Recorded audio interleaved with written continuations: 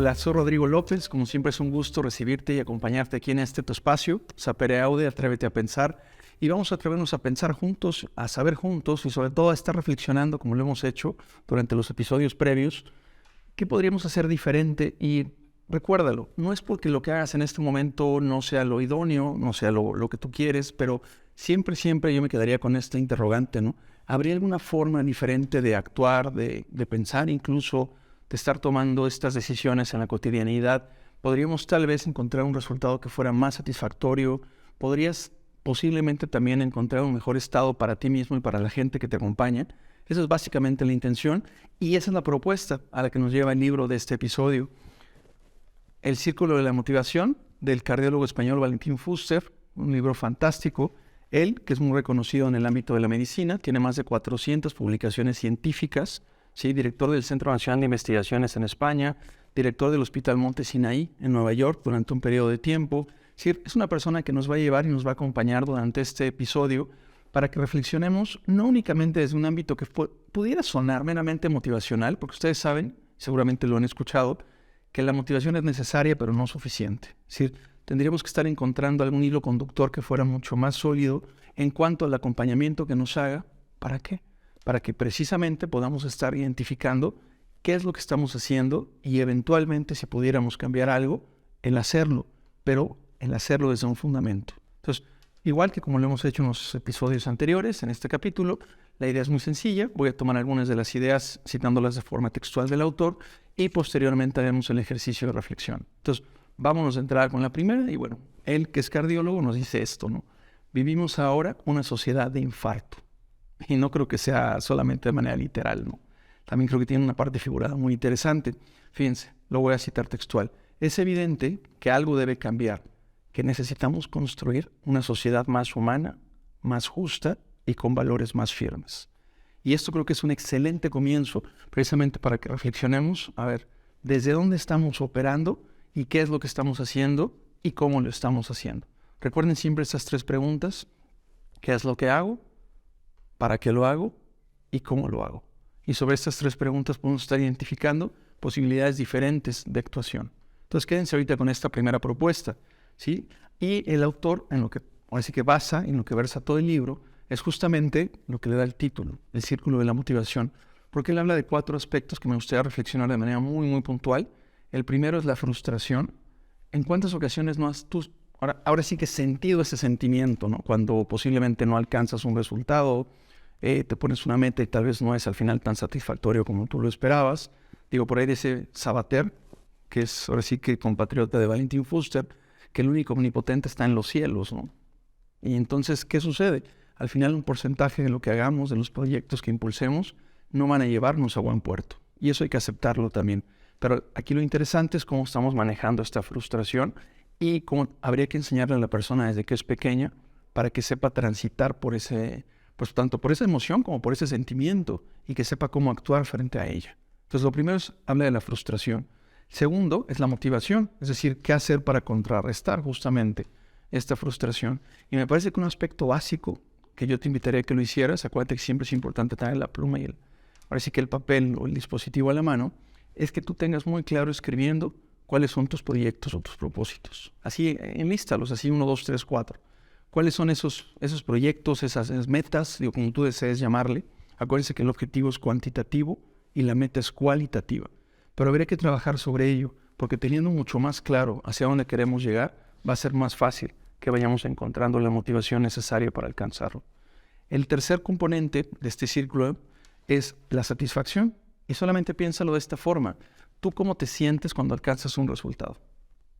Y velo de esta forma. Es decir, ni siquiera es que te lo reconozcan, porque sí, ya es otro tema. O sea, ojalá tú en tu empresa, en la organización, en el colegio, en donde tú estés, incluso en la familia, en casa, ojalá que tú te sientas reconocida. Pero ni siquiera se trata ahorita de eso. Es la satisfacción de alcanzar un resultado. Y creo que hay un componente muy grande que es la autoestima.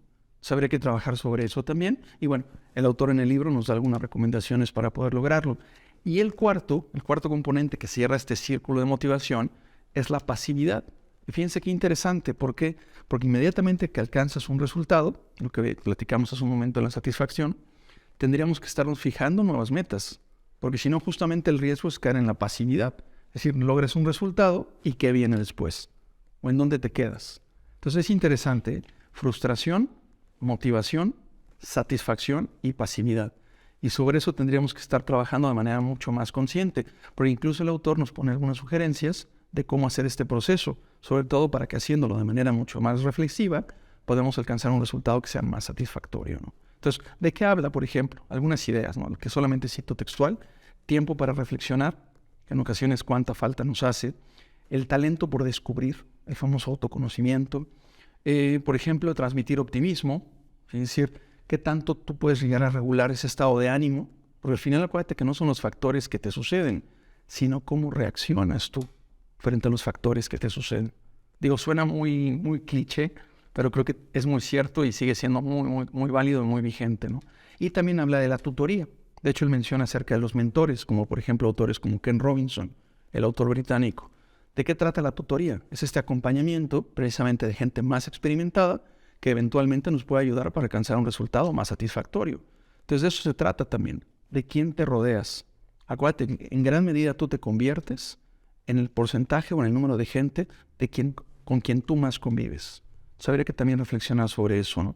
Algunas otras ideas: una actitud positiva, un proceso de aceptación personal, identificando tanto lo positivo como lo que no lo es tanto; la autenticidad, qué tan importante es ser auténtico en un mundo en el cual, pues en ocasiones nos exige o nos demanda buscar tanta aceptación, tantos likes, tantas respuestas a tus publicaciones, ¿no? O sea, qué tanto las redes sociales, que son fantásticas, yo estoy convencido de eso, en algunos casos pueden llegar a provocar ciertos temas incluso de, pues no sé, depresión, soledad, ansiedad, las mismas redes sociales. Entonces creo que como todo en la vida hay que saber trabajarlas de manera muy, pues consciente, me parece que sería la palabra, y con una madurez muy fuerte, sobre todo fincada en valores propios, ¿no? Y bueno, y una última idea, que es el altruismo. Me parece que la verdadera felicidad está cuando tú puedes hacer algo por alguien más. ¿Sí? Por supuesto que, digo, la primera persona que hay que procurar eres tú misma, ¿no? O es la misma persona, ¿no? O sea, si yo no estoy bien, difícilmente voy a estar bien para alguien más. Eso sí, creo que es muy evidente. Sin embargo, sí tendríamos que trabajar sobre ello. Es decir, también no solamente pensar en mí mismo, sino también estar volteando a ver hacia afuera y en lo que te guste. O sea, puede ser que quieras participar, no sé, tal vez en una causa social, no sé, tal vez ecológica, tal vez para ayudar a, no sé, personas de la tercera edad, tal vez quieres ayudar a niños o niñas, tal vez quieres apoyar alguna discapacidad. O sea, no lo sé. Hay tantas cuestiones que habría que reflexionar sobre ello, pero que creo que nos pueden servir, ¿sí? Para que en verdad este altruismo sea sincero y sea mucho más eficaz. Y bueno, una siguiente idea, que también esta es una de las que más me gusta y la cito textual: nadie se libra de las envidias o la competitividad mal entendida. Los problemas de ego, las luchas de poder y la falta de química con otros son inevitables. Pero ese ruido no me interesa porque te incapacita para ser efectivo. La convicción y la actitud positiva es lo que es esencial. Una siguiente idea del autor, que también me gusta y es interesante, habré que reflexionar sobre esto. Él lo pregunta así, y lo cito textual, ¿no? ¿Cuál es la diferencia entre un obstáculo y una oportunidad? Nuestra actitud. Cada oportunidad entraña una dificultad y cada obstáculo esconde una oportunidad. Es decir, la forma como afrontemos, en este caso, las situaciones. Sí, muy alineado a los puntos anteriores. No es tanto lo que te sucede, sino la forma como tú interpretas justamente lo que te sucede y evidentemente cómo en base a esa interpretación tú actúas, que ya sería incluso mucho que ver con el juicio que tú estés tomando, ¿no? Siguiente idea: hay que aceptar nuestras circunstancias y limitaciones. Ojo, bien importante, circunstancias y limitaciones. Hay que reconciliarnos con nuestro pasado, con los reveses de la vida y con los demás. Es una prueba de madurez y una decisión sabia. Entonces, es interesante porque creo que sí es un proceso, efectivamente, como lo dice el autor, de madurez, en cuanto a estar reconociendo, digo, por supuesto, las capacidades, las fortalezas, los talentos, tus cualidades, digo, ya lo hemos visto en capítulos previos. Sin embargo, también hay que aceptar estas limitaciones, ¿sí? Eso es un tema de madurez también. Es decir, tendríamos que reconocerlas y sobre ellas trabajar, ¿sí? Igual, tal vez eventualmente, podríamos, como dice Marcus Buckingham, buscar algún aliado o algún socio, ¿sí? Pensando tal vez incluso en un ámbito empresarial, organizacional, de equipo, para que pudiera estar complementando esas debilidades que tú tienes, ¿no? Conocidas también como áreas de oportunidad. Pero me gusta mucho esta idea. Otra reflexión que hace el autor, ¿se acuerdan que al principio hablábamos de la sociedad de infarto, no? Él dice, la enfermedad, y lo cito textual, tiene idéntico impacto en el rico y en el pobre. Nos hace iguales a todos. Fíjense, ¿no? Digo, sé que aquí podríamos tener un poco de polémica porque alguien podría decir, sí, Rodrigo, pero pues al final hay gente que se puede tratar en ciertos lugares donde tiene acceso a, no sé, medicinas, médicos, etcétera, ¿no? Que no todos tienen. Y es cierto. Pero aquí el autor cita y hace referencia únicamente al tema de la enfermedad. Es decir, ¿qué sucede cuando tienes la enfermedad contigo, en tu cuerpo? Ni siquiera cuando la ves en alguien más. Es cómo tú aceptas también eso y cómo puedes convivir con ella. Porque al final es parte tuya. Y aquí me hace recordar una anécdota fantástica de Facundo Cabral, que, bueno, cantautor que fallece en 2011. Y él, en algún momento en una entrevista hace ya varias décadas, él hablando de su mamá decía lo siguiente, ¿no? Su mamá se llamaba Sara, ¿no? Que en un momento va con un médico, su mamá, él acompaña, dice, y le pregunta, ¿no? Oye, Sara, ¿cómo estás, no? Y le dice, pues yo estoy muy bien, le dice ella al médico, ¿no? Yo estoy bien, pero mi cuerpo no. Entonces es interesante, ¿no? Porque al final me queda claro que la persona es algo más que solamente la materia, ¿no? Digo, más allá de la religión que tú profeses, creo que la parte espiritual tendríamos que estarla trabajando, porque sí me parece que limitar a la persona solamente a lo que se observa, a la parte tangible, creo que sería muy, muy pobre, ¿no? O sea, si hay algo que me parece que nos da una sustancia mucho más trascendente como personas. Y habría que reflexionar sobre eso y trabajar sobre ello también, ¿no? Pero bueno, sigo avanzando, nos quedan todavía 3 citas. Fíjense muy bien, nadie ha dicho que los sueños son fáciles de alcanzar. Digo, hay muchos autores que lo han platicado anteriormente, ¿no? También.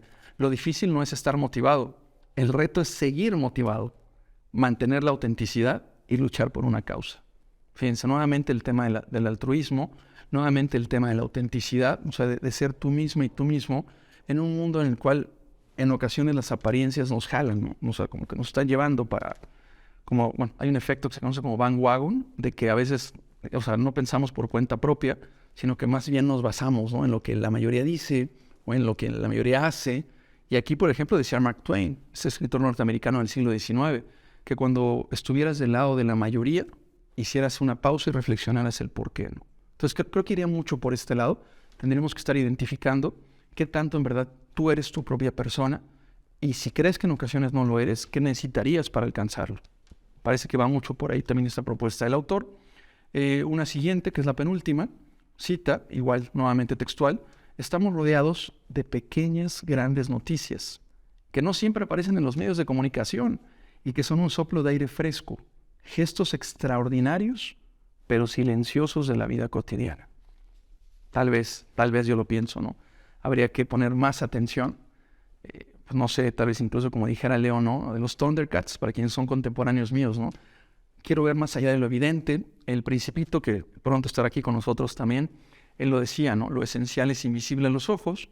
Entonces probablemente también tenga que ver con la actitud que tú asumas, ¿no? Es decir, un poco cambiar el lenguaje, este diseño conversacional que a mí tanto me gusta, digamos, desarrollar y capacitar en ello, de estar aprendiendo a modificar la manera como estamos construyendo el diálogo interno. Acuérdense este Pepe Grillo que todos tenemos, porque sobre ello, sobre este diálogo interno, sobre esta comunicación propia contigo mismo, me parece que vamos justamente configurando esta comunicación hacia el exterior.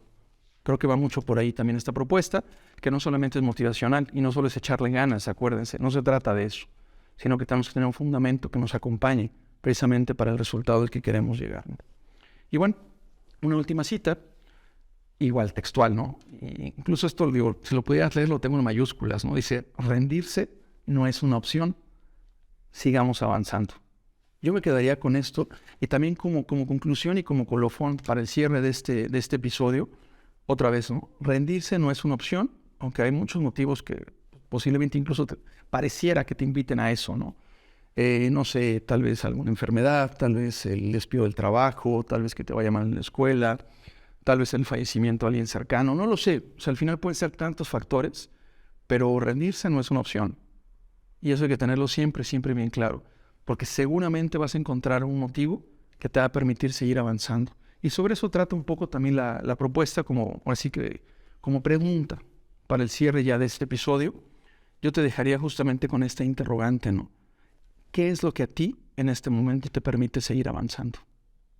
Y sobre eso yo te invitaría, me va a encantar por supuesto escucharte y leerte, Sabes que no sé que en nuestras redes sociales puedes dejar comentarios.